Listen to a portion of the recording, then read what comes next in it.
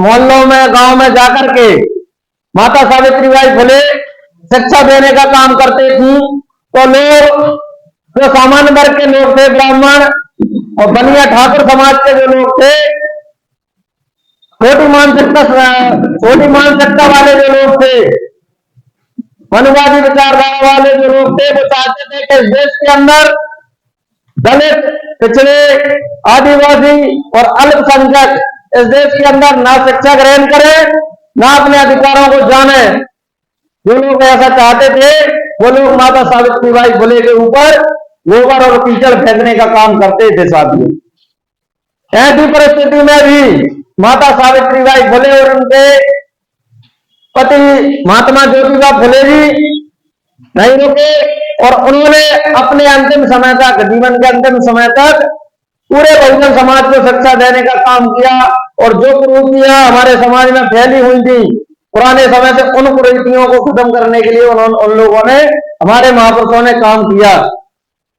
उसके बाद बाबा साहब अम्बेडकर ने, जो पहले से हम लोगों के पास कुछ नहीं था, उन सब चीजों का निवारण बाबा साहब अम्बेडकर ने 26 जनवरी 1950 को भारत देश को और हमें संविधान देकर के हमारी सारी समस्याओं का हल कर दिया।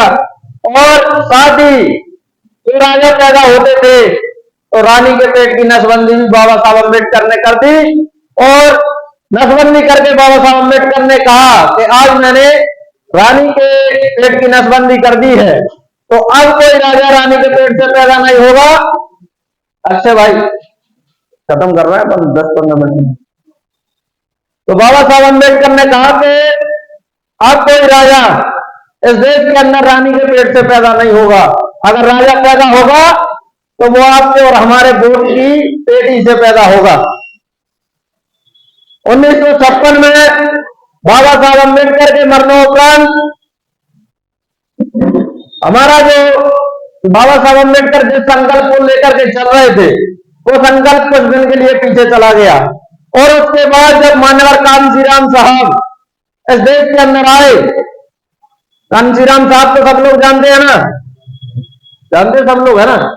जब कांशीराम साहब आए और उन्होंने बाबा साहब अम्बेडकर के बारे में, माता सावित्रीबाई फुले, महात्मा ज्योतिबा फुले और तथागत गौतम बुद्ध, संत शिरोमणि गुरु रविदास महाराज और तमाम जो हमारे महापुरुष इस देश के अंदर बहुजन समाज में रहे हैं, उनके बारे में पढ़ा और पढ़ करके विचार किया।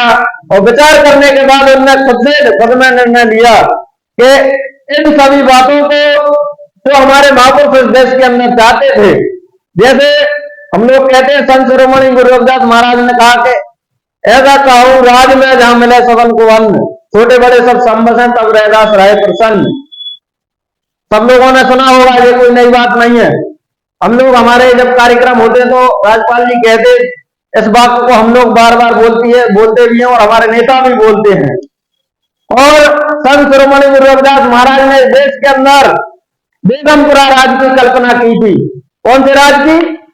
बेगमपुरा राज की कल्पना संत शिरोमणि गुरु रविदास महाराज ने की थी। बेगमपुरा राज का मतलब, संत शिरोमणि गुरु रविदास महाराज इस देश के अंदर बेगमपुरा राज की स्थापना चाहते थे, स्थापित करना चाहते थे। बेगमपुरा राज मतलब ऐसा राज जिसके अंदर कोई गम ना हो, ऐसा राज जिसके अंदर कोई गम ना हो, किसी प्रकार से कोई भी व्यक्ति परेशान ना हो और ना कोई व्यक्ति रोटी के लिए, कपड़ा के लिए, मकान के लिए संघर्ष करे। सारी सुख सुविधाओं का लाभ हमारे लोगों को आसान तरीके से मिल जाए, ऐसा राज हमारे संत शिरोमणि गुरु रविदास महाराज जी चाहते थे। और उनसे प्रेरित होकर के, उनसे प्रेरणा लेकर के बाबा साहब अम्बेडकर ने संविधान के अंदर हमारे जो मौलिक अधिकार हैं, उन मौलिक अधिकारों में हमें अधिकार दे दिए कि इस देश के अंदर 6743 जातियां हैं। सबसे छोटी जाति अगर हिंदू धर्म वर्ण व्यवस्था के आधार पर मानी जाए तो वाल्मीकि वंशकार, और सबसे ऊंची जाति अगर हिंदूवादी जो विचारधारा है, मनुवादी विचारधारा, उसके हिसाब से मानी जाए तो सबसे ऊंची जाति इस देश के अंदर ब्राह्मण है। साथियों, तो सभी जातियों में बाबा साहब अम्बेडकर ने सबको कहा, संविधान के अंदर मौलिक अधिकारों में बाबा साहब अम्बेडकर ने कहा कि इस देश के अंदर वाल्मीकि का बच्चा और ब्राह्मण का बच्चा एक ही बेंच पे बैठेगा, एक ही कुर्सी पे बैठेगा, एक तरह के कपड़े पहनेगा और एक घाट पर पानी पीने का काम सभी जाति सभी धर्म के लोग करेंगे। और अगर नहीं करते तो और इस काम को करने का अधिकार सब लोगों को बाबा साहब अम्बेडकर ने संविधान में दे दिया। तो हम संविधान की बदौलत, बाबा साहब अम्बेडकर की बदौलत यहां तक पहुंचे और आज जो हमारे जीवन में बदलाव है, परिवर्तन है, तो इस देश के अंदर, इस धरती पर किसी भी व्यक्ति की देन नहीं है। अगर किसी की देन है तो वो परम पूज्य डॉक्टर बी.आर. अम्बेडकर की देन है। तो मेरा ऐसा मानना है, मैं आप लोगों पे कोई चीज थोप नहीं रहा हूं। ये माननीय सचिव साहब कहेगा बीमार के बड़े नेताजी आए जो कहेगा कैसे करना है, तो भैया ऐसा कुछ नहीं है। मेरा ऐसा मानना है कि जब हम सूरज की पहली किरण के साथ हमारी अगर आंख खुलती है और आंख खुलने के बाद हमारे मुंह में केला निवाला जाता है और पानी की बूंद अगर जाती है तो पानी की बूंद जाने के साथ आपको बाबा साहब अम्बेडकर का नाम लेना चाहिए कि अगर पानी की बूंद हमारे गले में जा रही है, हमारे मुंह में अगर केला निवाला जा रहा है, तो वो किसी की बदौलत नहीं, बाबा साहब अम्बेडकर की बदौलत है।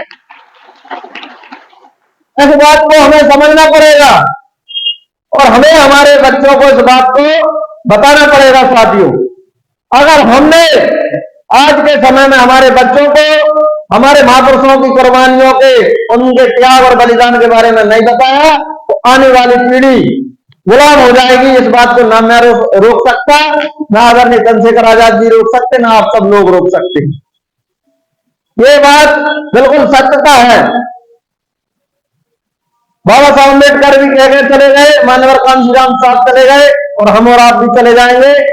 अगर हमने अपने जीवन में, अपनी कार्यशैली में, अपनी दिनचर्या में बदलाव नहीं लाए तो हमारे आने वाली पीढ़ी को, और हो सकता है कि हमें हमारे जीवन में ऐसे दिन देखने पड़ जाए कि हम लोग गुलाम हो गए। क्योंकि आज अगर हम बात करें तो आज जितने भी साथी बैठे हैं, अध्यक्ष जी ऊपर नीचे जितने भी साथी बैठे हैं, प्रेम नारायण जी, मैं आप लोगों से एक सवाल करूंगा। आपका थोड़ा मोबाइल एक सेकंड में। इस देश के अंदर कौन कौन लोग परेशान हैं? तो कांशीराम साहब ने सोचा कि यार इस देश के अंदर राज्यपाल जी आदिवासी, दलित, आदिवासी एक दलित, पिछड़ा और अल्पसंख्यक इस देश के अंदर परेशान हैं। तो दलित, पिछड़ा और अल्पसंख्यकों को जोड़कर कांशीराम जी ने बहुजन समाज बनाया, जिसको कांशीराम जी ने बहुजन समाज कहा। और फिर कांशीराम जी ने नारा दिया कि जो बहुजन की बात करेगा वो इस देश पर राज करेगा। तब कांशीराम जी नारा देते हैं। और उसके बाद कांशीराम जी ने नारा दिया कि जिसकी इतनी संख्या भारी उसकी उतनी हिस्सेदारी। तो इस देश के अंदर जनसंख्या के आंकड़े देने वाले और बताने वाले पहले व्यक्ति कांशीराम थे। कांशीराम जी ने बताया कि इस देश के अंदर बहुजनों की संख्या 85% है और जो लोग शोषण कर रहे हैं, इस देश पर राज कर रहे हैं, उन लोगों की संख्या 15% है। 15% लोगों ने 85% लोगों पर राज करने का काम किया और आज भी कर रहे हैं।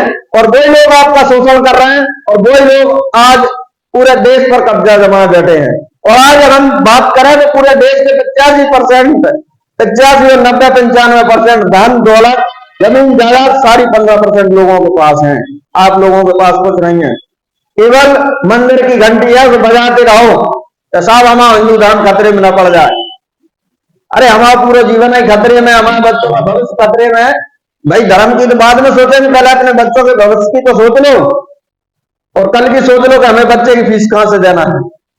तो हम लोग जब कांशीराम साहब ने इस दशा में काम किया तो बहुजनों में जागृति आई, एकता भी बन गई। दलित, पिछड़े, आदिवासी, अल्पसंख्यक, मुसलमान इस देश के अंदर एक भी होने लगे और एक होने के साथ साथ पूरे देश में कांशीराम जी ने बहुजन विचारधारा को स्थापित करने का काम किया। और उत्तर प्रदेश जैसे प्रदेश के अंदर 4 बार सरकार भी बना के कांशीराम जी ने दिखाई। और उसके बाद जब भीम आर्मी बनी तब भीम आर्मी ऐसे ही नहीं बन गई, हमारे जो नेता हैं, हम सब नेता किसको मानते? चंद्रशेखर आजाद को नेता मानते हैं ना। तो चंद्रशेखर आजाद की विचारधारा भी कांशीराम वाली विचारधारा है। जो इस देश के अंदर कांशीराम चाहते थे, इस देश के अंदर बहुजनों का राज स्थापित हो, इस देश के अंदर बहुजनों की सत्ता स्थापित हो, इस देश के अंदर सारी व्यवस्था बहुजन समाज के लोगों के हाथ में हो, वही सारी चीजें हमारे नेता आदरणीय चंद्रशेखर आजाद जी और विनय रतन जी चाहते हैं। और उसके लिए वो लोग दिन रात काम भी करते हैं। हमारे नेता आदरणीय चंद्रशेखर आजाद जी भी दिन रात काम करते हैं, हमारे नेता आदरणीय विनय रतन जी भी दिन रात काम करते हैं, क्योंकि उनके अंदर, उनके दिल में, दिमाग में पीड़ा है। और कांशीराम के दिल में और दिमाग में पीड़ा थी, बाबा साहब अम्बेडकर के दिल में और दिमाग में पीड़ा थी कि हमारे देश में हमारे समाज के लोगों पर अन्याय होता है, अत्याचार होता है। इसकी पीड़ा हमारे महापुरुषों के अंदर थी, तब उन लोगों ने इस देश के अंदर संघर्ष किया और संघर्ष करके आज हम लोगों के यहाँ तक पहुंचा है। तो हमारा कर्तव्य बनता है कि जब हमारे बाप दादाओं के अंदर पीड़ा थी, हमारे महापुरुषों के अंदर पीड़ा थी, तो हमारे अंदर भी पीड़ा होना चाहिए। हमें सारी चीजों का पता है कि हमारा भविष्य क्या होने वाला है, हमारा रिजल्ट क्या आने वाला है, 15 साल बाद, 20 साल बाद क्या रिजल्ट होने वाला है, हमें सारी चीजों की जानकारी है। और हम जैसे लोग, हमारे जिला अध्यक्ष जी, संभाग उपाध्यक्ष जी, संभाग अध्यक्ष जी, संभाग सचिव जी जैसे लोग प्रत्येक गांव में जाकर के बता रहे हैं, समाज के लोगों को बता रहे हैं कि हमारी समस्या, बहुत बड़ी समस्या हमारे साथ होने वाली है, और आज अगर हम नहीं जागे तो हकीकत में हम लोग गुलाम हो जाएंगे।